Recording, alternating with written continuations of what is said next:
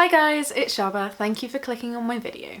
So today I wanted to talk to you about the real value of prestige.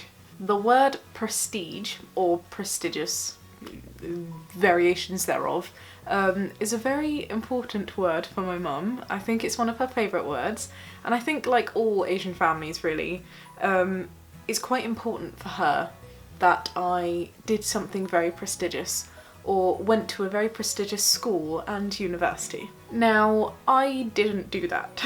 Or rather, I did do that and it didn't turn out very well. So I just wanted to talk about it. So firstly is college. I tried to go to a prestigious college in my local area and I just didn't end up enjoying it.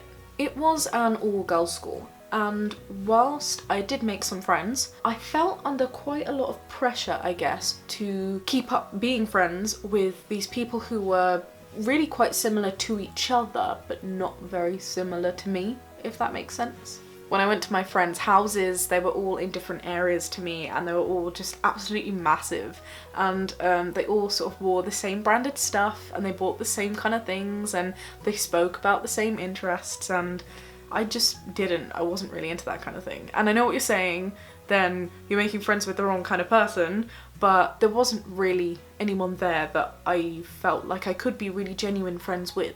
It wasn't even that it was an all-girls school. I mean, I do think, personally, that mixed-gender schools are better, just for the development of people in social life anyway. I guess it was more to do with class, even though that's quite a cliche thing to say and a bit of an assumption. I only say that because I went to an all-girls school for about 3 years of my secondary school experience and I found that absolutely fine. I made friends who were genuine friends and I felt like I fit in, and that was really okay. With college, I struggled. I struggled to get on with that. Anyway, I'm not blaming the people that were there or the college itself at all. It was entirely my fault that I didn't do well there. I just didn't fit in and I couldn't bring myself to sort of just jump in there and, you know,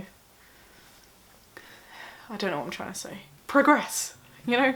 Just get on with life. As a result, I just didn't do very well, to be honest. I ended up missing classes. I didn't hang out with my friends. I was a straight A student at the end of secondary school and I ended up getting C's and D's during my time at college there. And regardless of the fact that it was a prestigious college, that meant absolutely nothing if I wasn't doing well and if I wasn't enjoying my time there. Anyway, I ended up going to a different college in the end and I did okay there. Yes, it was less prestigious, but I did my AS levels and my A levels and I got good grades and I met friends and I had a good time, and I also met Jamie, who is my life now. So yeah, I'm happy. My mum might not have seen it that way, but it worked out for me.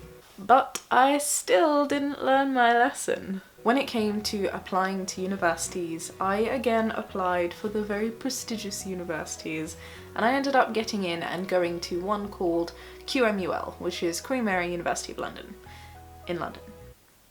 Yeah, that was kind of obvious. Shut up, Shaaba. And long story short, I just, again, didn't get on with it. I made a few friends, I went along to my timetable classes, I tried to join extracurricular activities and I just hated it.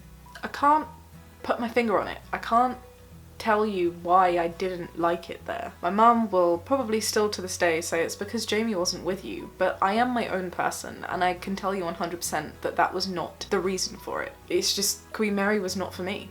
It was just an indescribable unhappiness with where I was and what I was doing. I can pinpoint a few reasons as to why I perhaps didn't enjoy it as much as I possibly could have done. I found commuting really difficult and annoying, even though I was in London. To get to central London was not a pleasant experience on the tube every day. I found university incredibly expensive, and for any of you who have gone through university, it's quite overwhelming, I think, you know, being at the beginning of university and now having to just do everything for yourself. But overall, I just wasn't enjoying myself. the people around me and the people that I made friends with, because when you meet the first group of people you kind of just tend to stick with them until you develop, you know, like proper friends, they were just not my kind of people. And although the classes I guess were interesting, I just had no motivation at all to go. And it just got to a point where I didn't go to classes for about 2 weeks. I would get in the routine of it and take the tube and walk to the front of the campus, and then I would just, without my brain sort of controlling it, my feet would just walk past the entrance, and I would walk for about half an hour into main Stratford and just wander around aimlessly until, I don't know, the end of the day. I always tried to justify it by saying, you know, it's fine. Everybody has off days, and there's this online service where you can listen to the lecture again, so you can just catch it up and read your insanely expensive textbooks and all of that stuff. But I just didn't. There's no excuse. I had the time to, I had the energy to, I had deadlines that would sort of try to motivate me extra to do that, but I didn't. And if you know me, I was a stickler for the rules. I never got detention at school. Not once. Okay, once. It was like 5 minutes because I forgot my PE kit. But yeah, I don't know. Deadlines and gold stars, metaphorical gold stars, because university is very different, just weren't motivating me anymore.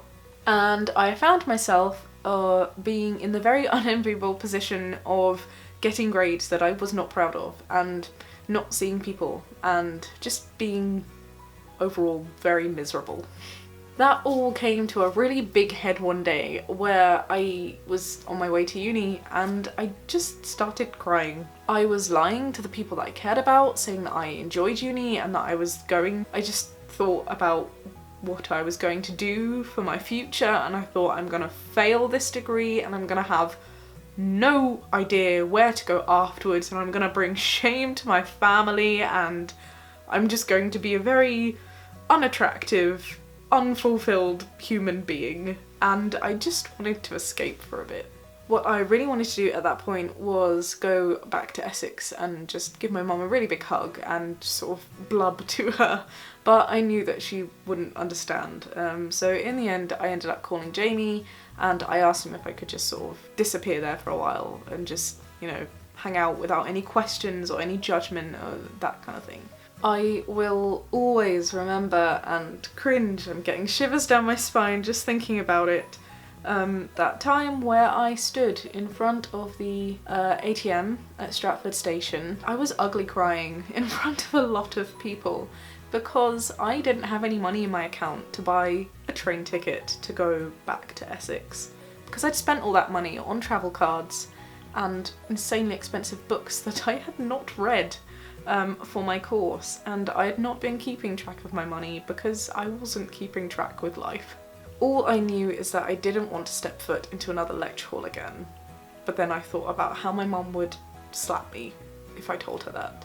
And I didn't want to go back to the home where I was doing my degree, which was my dad's house, not because there was anything wrong there, but because I wanted to leave. I didn't want to be in the vicinity or on that life path, and I just couldn't find it within me to explain that to him and tell him that I was going to be leaving again. And I just had no idea what to do next. I won't go into detail about how the rest of that night went. About a week later, I ended up just deciding that I was not going to go to university anymore. I was looking at jobs online for waiting tables or working in a shop or just, you know, anything that didn't require a degree. And when I told Jamie about my plan to not go to university again, we argued lots.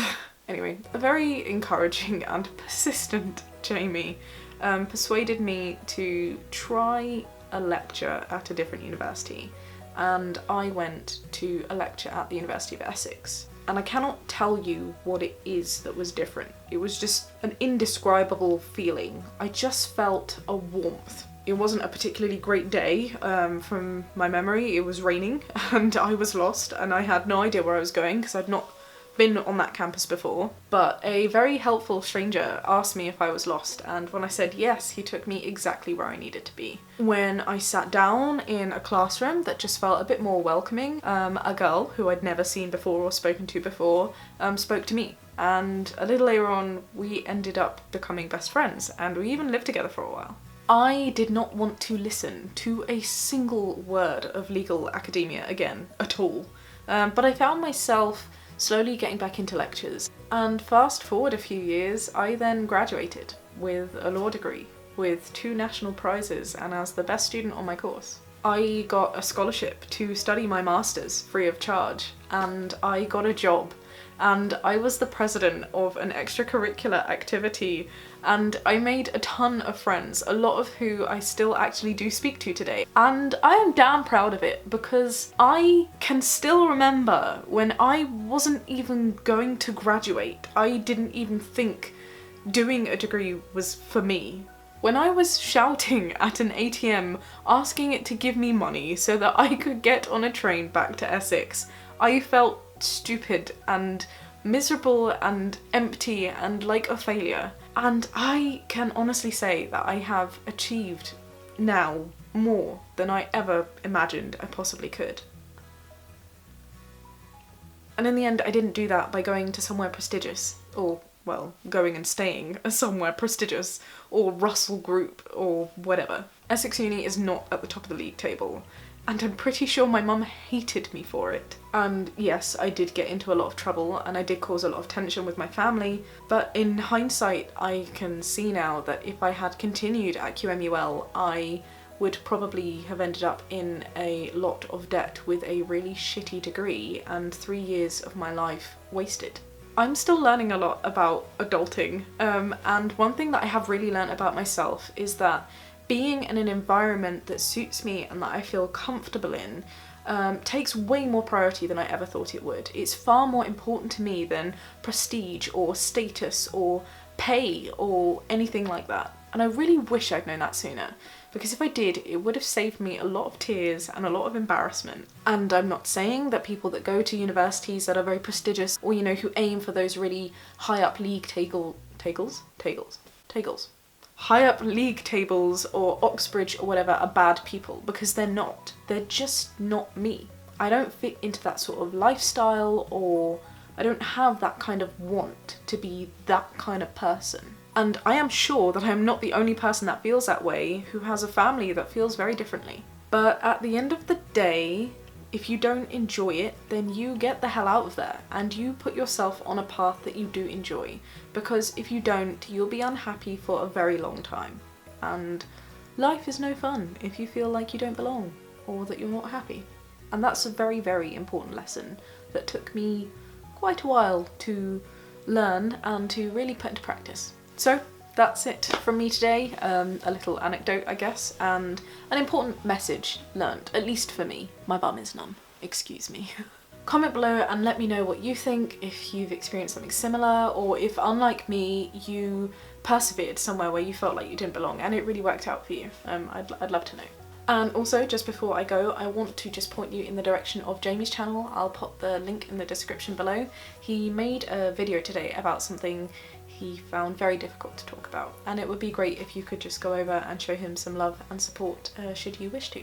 But yes, this is it. I feel like this has been a really long video, so I'm sorry if you are still with me. Be kind and have a great day. Oh! Focus, focus, focus. And happy Easter. Bye!